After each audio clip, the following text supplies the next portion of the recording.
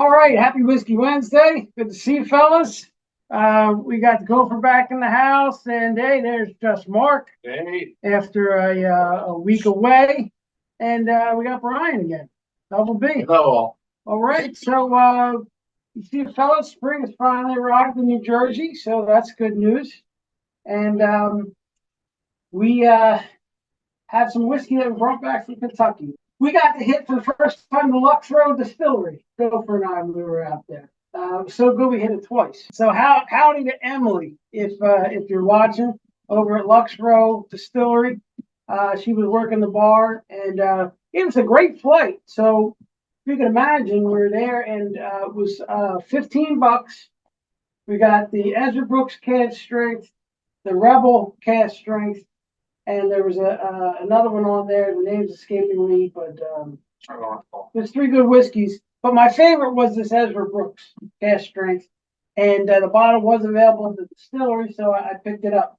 I've had these Ezra Brooks cask strengths before, but this one I think stood out for me.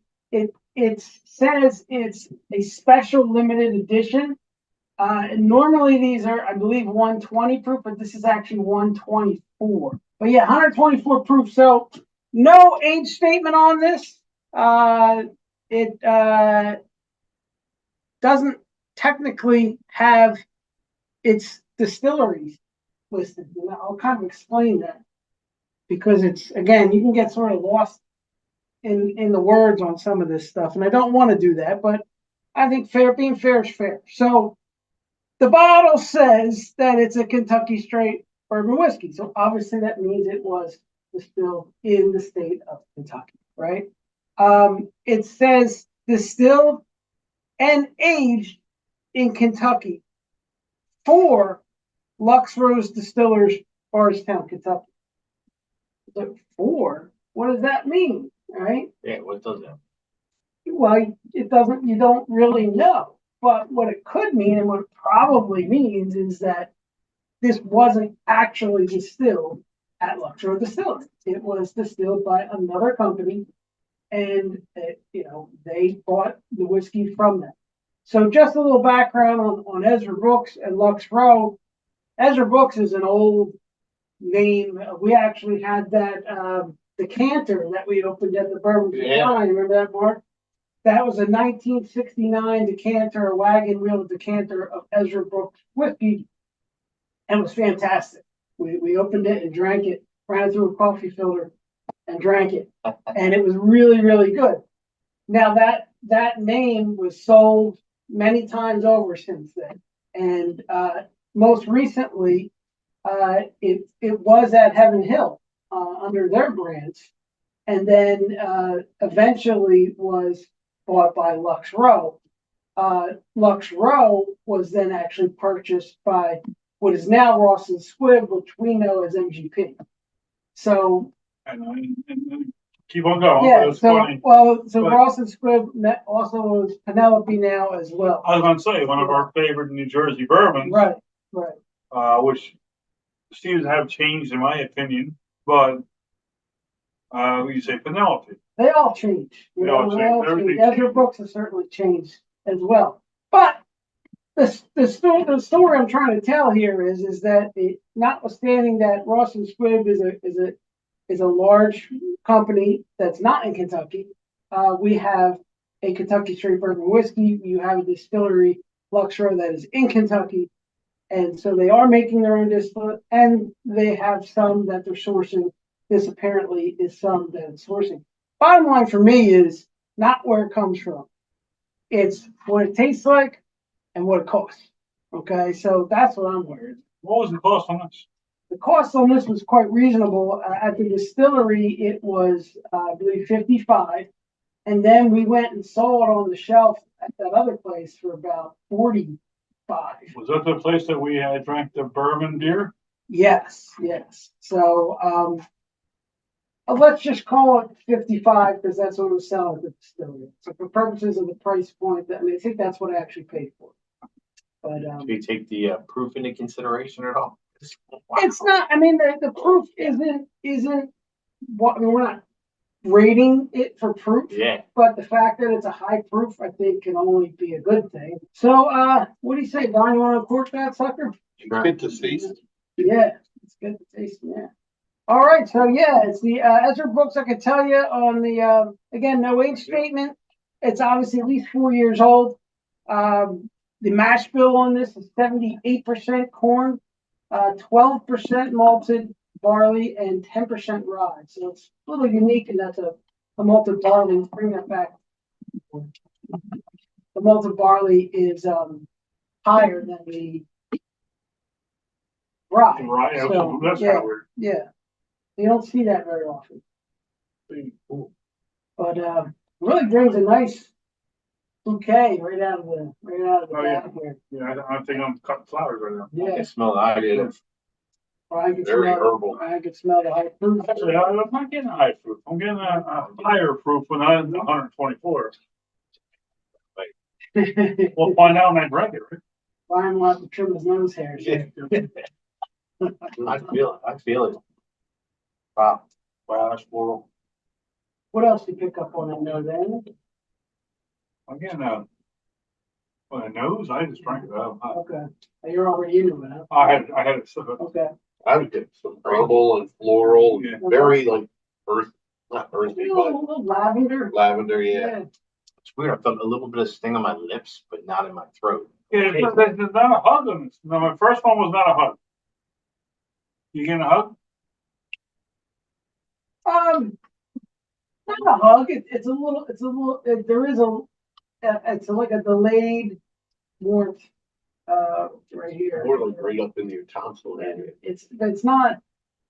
I mean, 124 proof. It should be a hug. Yeah, it'd be definitely. Yes. So, well, I'll tell you what I like about it. As far as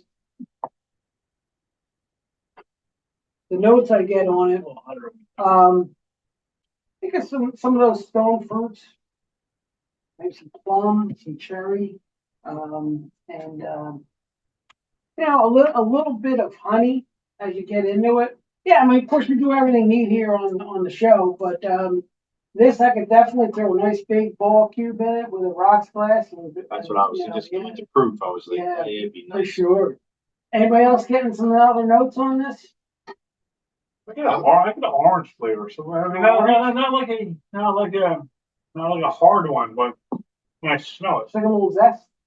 I can I say got the some orange type of zest. I get some type of. You get it too? Yeah, as soon as I swallowed it. Yeah, it's Yeah, just a little bit.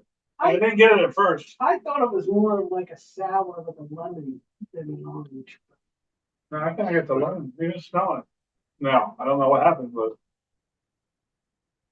I mean, this is very different because you're not getting any like the vanilla caramel or anything in this. Really? Really, you're not getting a tobacco taste or anything like that. No, it's got a nice little groove though. Yeah, I It's like got the floral notes on the nose, and then I get that the fruity taste. You're saying orange. I get a little plum cherry, maybe a little lemon, a little sour note at the end, yeah. little honey. Sorry, yes. It's a nice play between the sweet and sour.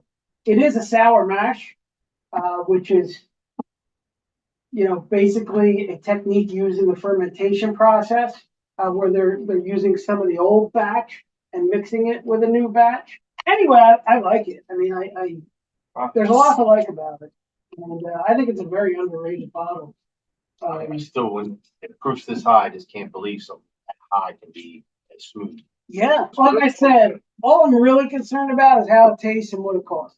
And Yeah. this tastes really good, and it doesn't cost that much. So, win-win. 45 just Oh, yeah. average price, 45 50 to bucks. 50, yeah. I did see it on the shelf for 45 in Kentucky. Same bottle. Let's rate this burger. What do you think? Who wants to start? Oh, yeah. All right, I'll go.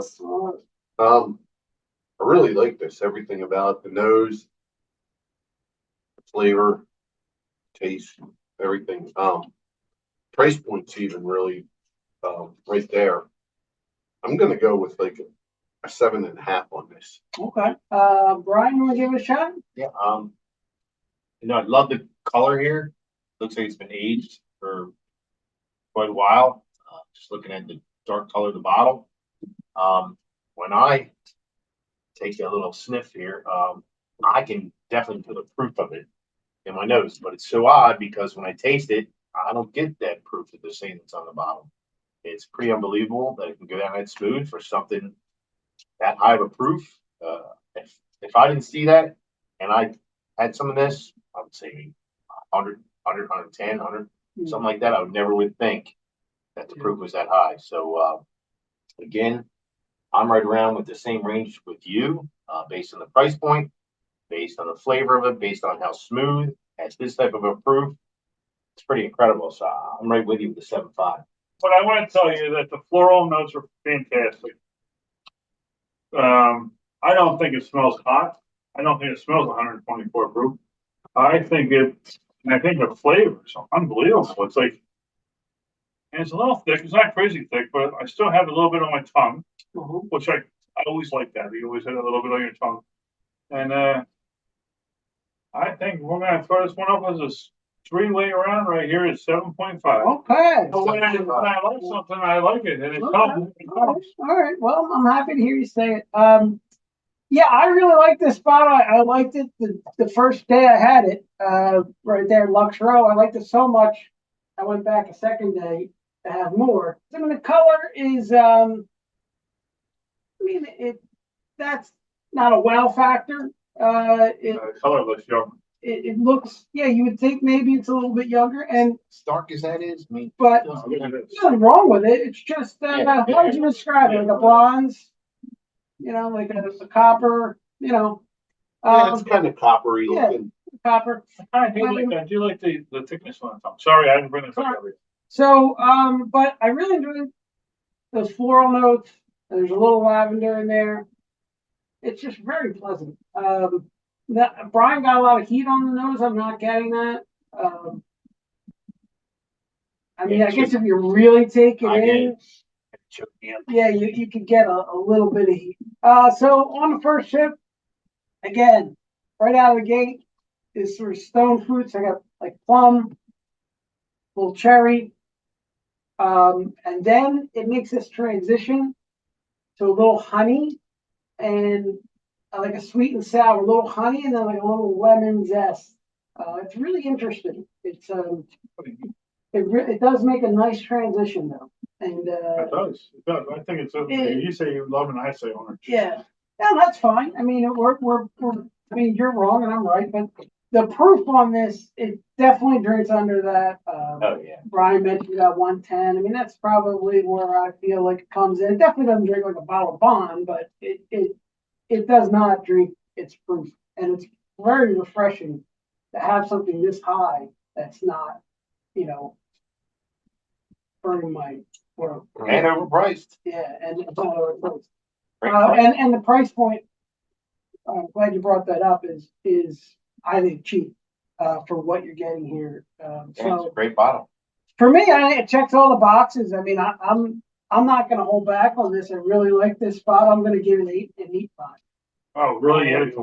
Yeah. Because I like it that much. It was my favorite port in Kentucky, and I probably had 50 of them. And so that's saying something.